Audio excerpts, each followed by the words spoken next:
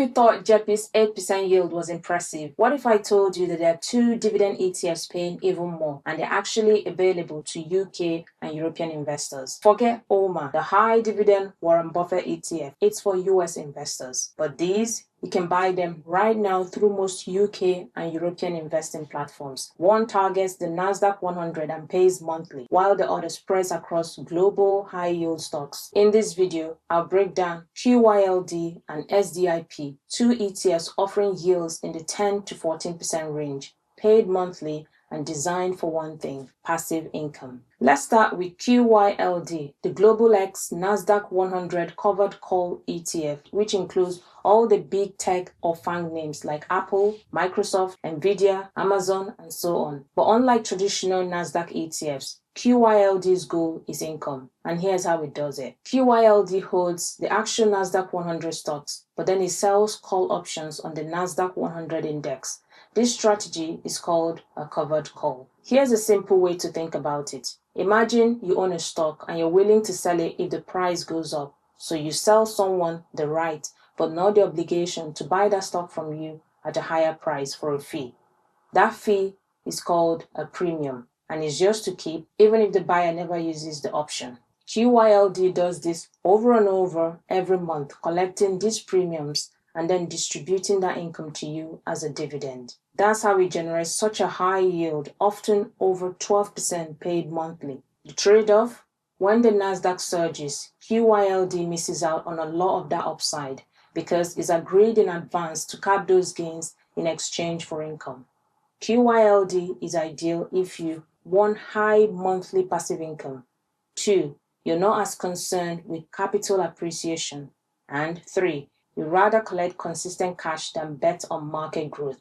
It's available in Great British Pounds on the London Stock Exchange, and you can hold it in an ISA or a SIPP, which helps reduce the tax impact. Next up is SDIP or SDIV for European investors, the Global X Super Dividend ETF.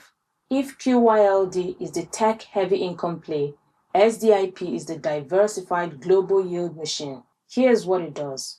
SDIP selects the highest yielding dividend stocks worldwide. This includes financial services, energy, real estate, utilities, and so on. The kinds of sectors that are less flashy but often generate consistent cash flow. Unlike QYLD, SDIP doesn't use options. It's a straightforward equity income ETF focused purely on finding high dividend stocks that can support a monthly payout. Right now, its dividend yield is just over 10% and it's paid monthly. Few things to note. 1. It's more diversified across sectors and countries.